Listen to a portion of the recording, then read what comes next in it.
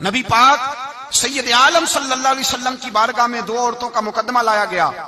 یا رسول اللہ صلی اللہ علیہ وسلم، ایک عورت نماز پڑھتی ہے، صدقہ کرتی ہے، عبادت گزار ہے، لیکن حضور زبان اس کی ٹھیک نہیں، رویہ درش ہے، تلخ بولتی ہے، اپنی گفتگو کے اندر وہ لوگوں کی بے عزتی کر دیتی ہے، رسوائیاں کرتی ہے، دل توڑتی ہے. اللہ کے رسول نے فرمایا جہنمی ہے وہ بی بی. کہتے بس زبان کی تیز ہے، تو یہ زبان ہی تو ہے جو تباہی کرتی ہے. صدقے کدھر گئے، نمازیں کدھر گئیں؟ کا سب کچھ صحیح ہے، عبادت گزار ہے. سن لیں مسند امام احمد بن حنبل کی حدیث، حضور نے فرمایا جہنمی ہے. لے جائے اٹھا کے اپنی نماز، حج زکات سارا کچھ دوزخی ہے، لوگوں کے دل گھائل کرتی ہے. عرض کی حضور مدینے کے فلانے محلے میں ایک بوڑھی اماں رہتی ہے، یا رسول اللہ غریب ہے، پنیر کے خشک ٹکڑے صدقہ کرتی ہے، بیچاری بوڑھی ہے، زیادہ نفل نہیں پڑھ سکتی، لیکن حضور اس کی زبان بڑی اچھی ہے، اپنے لب و لہجے پہ کنٹرول کرتی ہے، کسی کو تکلیف نہیں دیتی. میرے رسول پاک نے فرمایا جا کے اسے خوشخبری دے دو کہ اللہ کے رسول فرماتے ہیں رب تجھے ضرور جنت عطا فرمائے گا. ایک شخص نے مجھے کہا کہ میں بیمار ہو گیا ہوں، فلاں آدمی مجھ سے ناراض ہے، میری صلح کرا دیں، زندگی کا پتہ نہیں. میں نے ان سے گزارش کی، میں نے کہا یار صلح کر لیں. وہ کہہ رہا ہے، کہنے لگے میں آپ کے کہنے پہ صلح کر لیتا ہوں، لیکن جو لفظ اس نے کہے تھے وہ مجھے بھولتے نہیں.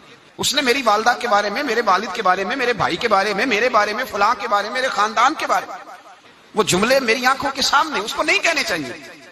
اس کے لفظوں کی وہ کڑواہٹ اب بھی جب وہ سامنے آتا ہے تو وہ لفظوں کی کڑواہٹ مجھے بھولتی نہیں، وہ میرے لیے سہانے روح ہو گئی. اگرچہ بھول جانا چاہیے، حکم شرع یہی ہے، لیکن لفظوں کے اندر جو سختی ہوتی ہے، جملوں کے اندر جو تلخی ہوتی ہے، وہ انسان کو کبھی بھولتی نہیں. وقت گزر جاتا ہے، ہم تھوڑی دیر کے لیے اپنی زبان کو اگر قابو میں رکھ لیں، پابندی لگا لیں، کچھ دیر کے لیے اپنے اوپر کنٹرول کر لیں، تو ہو سکتا ہے بہت ساری روحوں کو ہم گھائل کرنے سے بچ جائیں.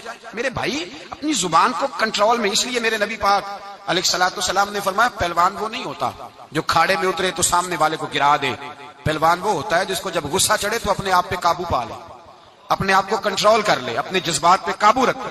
میں مسند امام احمد بن حنبل کا حوالہ دینے لگا ہوں، اگر آپ کی زبان ٹھیک نہیں تو ضائع ہو جائے گا سارا کچھ. لمبی نمازیں، آج زکاتیں، عبادتیں، اگر آپ کی زبان کڑوی ہے، اگر آپ جی میں منہ پہ کہہ دیتا ہوں، کہنے والے تو کہہ ہی دیتے ہیں، سننے والے کمال کرتے ہیں، سننے والے کمال. میں نے سنائی ہے چار، کمال کی بات کی ہے تو نے. یہ کس قسم کا تیرا انداز ہے گفتگو کا؟ درجنوں لوگ کیس لے کے آتے ہیں شام کو علماء کے پاس، تو آپ کسی عالم سے جا کے پوچھیں کہ صاحب صبح کے 20 اور درجنوں کیس آئے تو کیا مسئلہ پوچھا لوگوں نے؟ تو مسئلہ یہی ہے کہ میں غصے میں طلاق دے بیٹھا ہوں. قابو ہی نہیں ہے.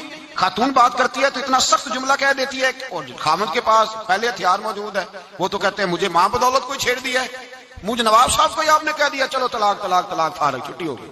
میرے نبی پاک سید عالم صلی اللہ تعالی علیہ وسلم نے کبھی کسی شخص کی سخت گفتگو کے جواب میں بھی سخت جملہ نہیں بولا، نرم گفتگو کرتے، نرم بات کرتے.